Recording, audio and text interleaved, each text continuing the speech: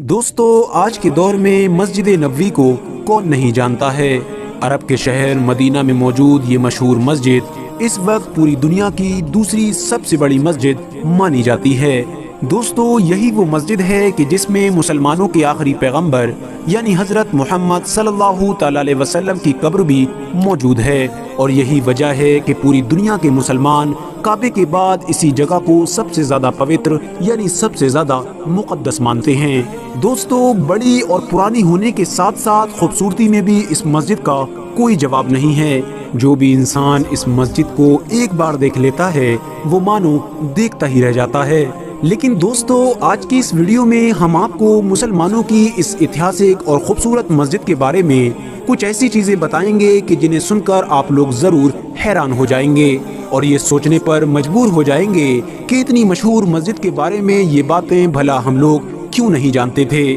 تو دوستو سب سے پہلے تو ہم آپ کو یہ بتاتے چلیں کہ یہ اتہاس کی وہ مسجد ہے کہ جس کی بنیاد خود مسلمانوں کے پیغمبر یعنی حضرت محمد صلی اللہ تعالی علیہ وسلم نے اپنے ہاتھوں سے رکھی تھی۔ جس جگہ پر یہ مسجد بنائی گئی تھی وہ دو ایسے چھوٹے بچوں کی جگہ تھی کہ جن کے ماں باپ کا انتقال ہو چکا تھا، یعنی دو ایسے بچوں کی جگہ پر یہ مسجد بنائی گئی تھی کہ جو بچے یتیم تھے، اور ان دونوں بچوں نے اپنی خوشی کے ساتھ اس جگہ کو مسجد کے لیے وقف کر دیا تھا۔ پیغمبر حضرت محمد صلی اللہ تعالی علیہ وسلم کے دور میں اس مسجد کی دیوار کو کھجور کے پیڑوں اور پتھروں کے ذریعے سے تیار کیا گیا تھا، جس پر کوئی چھت بھی موجود نہیں ہوا کرتی تھی۔ یعنی دوستو شروع میں یہ مسجد ایک لمبے وقت تک کے لیے بنا چھت کے ہی استعمال ہوتی رہی تھی، لیکن بعد میں کھجور کے تنوں کے ذریعے سے اس مسجد کے اوپر چھت کا بھی انتظام کر دیا گیا تھا، اور اس طرح سے آج کے دور میں خوبصورت اور عالیشان دکھنے والی یہ مسجد وجود میں آئی تھی۔ دوستو وقت کے ساتھ ساتھ اس مسجد میں بہت سارے بدلاؤ بھی ہوتے رہے، اور ہمیشہ ہی اس مسجد کو پہلے سے زیادہ خوبصورت، پہلے سے زیادہ بڑا اور پہلے سے زیادہ عمدہ بنانے کی کوشش کی جاتی رہی ہے۔ اس مسجد میں پہلا بدلاؤ تو پیغمبر حضرت محمد صلی اللہ تعالی علیہ وسلم کے دور میں ہی ہو گیا تھا، جبکہ بعد میں آنے والے مسلمانوں کے خلیفاؤں نے بھی اس مسجد کی تعمیر کروائی۔ خاص طور سے تیسرے خلیفہ یعنی حضرت عثمان غنی رضی اللہ تعالیٰ عنہ کے دور میں اس مسجد کے باہر ایک برآمدے کا بھی اضافہ کر دیا گیا تھا، اور حضرت عثمان غنی رضی اللہ تعالیٰ عنہ نے ہی اس مسجد میں پہلی بار رنگین پتھر کا استعمال کیا تھا۔ 707 عیسوی میں ولید بن عبد الملک کی حکومت کے دور میں پہلی بار اس مسجد کے چاروں کونوں پر ایک ایک مینار بھی لگایا گیا۔ اس سے پہلے اس مسجد پر کوئی بھی مینار موجود نہیں ہوا کرتا تھا۔ دوستو 1481 میں اس مشہور اور ایتہاسک مسجد میں ایک بھیانک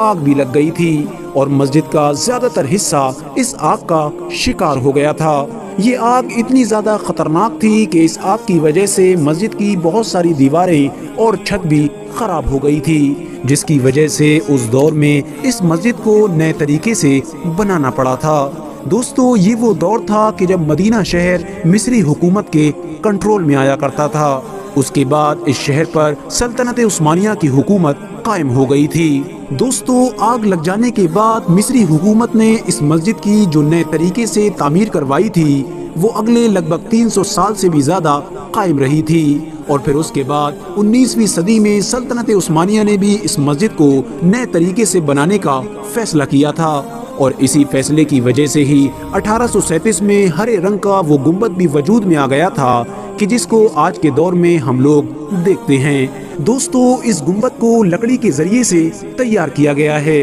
سب سے پہلے یہ گنبد سفید رنگ کا ہوا کرتا تھا، اور پھر اس کے بعد اس گنبد پر نیلا کلر کروا دیا گیا تھا۔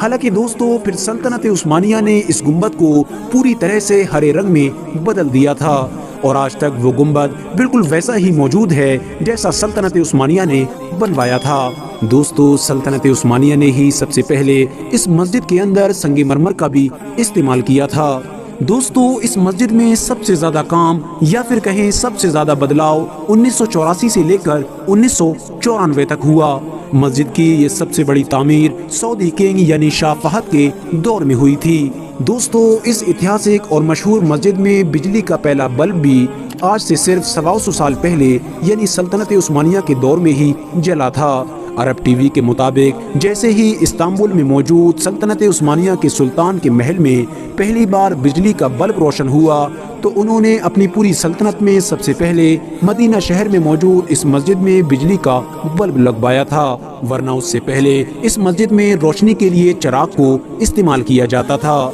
ये बल्ब न सिर्फ इस मस्जिद का बल्कि पूरे ही अरब का पहला बिजली का बल्ब था, क्योंकि उसी साल ही पूरे अरब इलाके में बिजली आई थी। उससे पहले अरब के इलाके में बिजली नहीं हुआ करती थी। दोस्तों, इस वक्त इस मस्जिद में 7 लाख से भी ज्यादा लोग आसानी के साथ नमाज अदा कर सकते हैं। ये मस्जिद धीरे धीरे इतनी ज्यादा बढ़ चुकी है कि अब ये मस्जिद उस मस्जिद से 100 गुना ज्यादा बड़ी है कि जिस मस्जिद की पैगंबर इस्लाम यानी हजरत मोहम्मद सल्लल्लाहु ताला अलैहि वसल्लम ने अपने हाथों से बुनियाद रखी थी। दोस्तों, ये मस्जिद पैगंबर हजरत मोहम्मद सल्लल्लाहु ताला अलैहि वसल्लम के दौर से लेकर अब तक कितनी ज़्यादा बढ़ चुकी है, इस बात का अंदाज़ा सिर्फ और सिर्फ आप इस बात से लगा सकते हैं कि मदीना में मौजूद जन्नतुल बकी नाम के वो कब्रिस्तान कि जो पैगंबर हजरत मोहम्मद सल्लल्लाहु ताला अलैहि वसल्लम के दौर में मदीना शहर से बाहर हुआ करते थे, वो अब बिल्कुल इस मस्जिद के करीब में मौजूद हैं। यानी ये मस्जिद बढ़ते बढ़ते उन कब्रिस्तान के पास में पहुंच चुकी है कि जो कब्रिस्तान किसी दौर में मदीने के बिल्कुल बाहर हुआ करते थे। दोस्तों, इस मस्जिद में मौजूद इस हरे गुंबद के बिल्कुल नीचे पैगंबर हजरत मोहम्मद सल्लल्लाहु ताला अलैहि वसल्लम की कब्र मौजूद है। न सिर्फ हजरत मोहम्मद सल्लल्लाहु ताला अलैहि वसल्लम की, बल्कि उनके साथ साथ उनके 2 करीबी सहाबी यानी हजरत अबू बकर सिद्दीक रदियल्लाहु ताला अन्हु और हजरत उमर फारूक आजम रदियल्लाहु ताला अन्हु की कब्रें भी मौजूद हैं। इसके अलावा एक कब्र की खाली जगह भी छोड़ी गई है। बहुत सारे लोगों का मानना है कि इस जगह को हजरत ईसा अलैहिस्सलाम की कब्र के लिए छोड़ा गया है, क्योंकि हजरत ईसा अलैहिस्सलाम क़यामत से पहले एक बार हमारी दुनिया में ज़रूर वापस आएंगे और वापस आने के बाद जब अल्लाह के हुक्म से उनकी वफ़ात होगी तो उनको इसी कब्र में ही दफनाया जाएगा। हालांकि दोस्तों, बहुत सारे लोगों का ये भी मानना है कि ये जगह हजरत ईसा अलैहिस्सलाम के लिए नहीं बल्कि इमाम मेहदी के लिए छोड़ी गई है। फिलहाल दोस्तों, आज की अपनी वीडियो को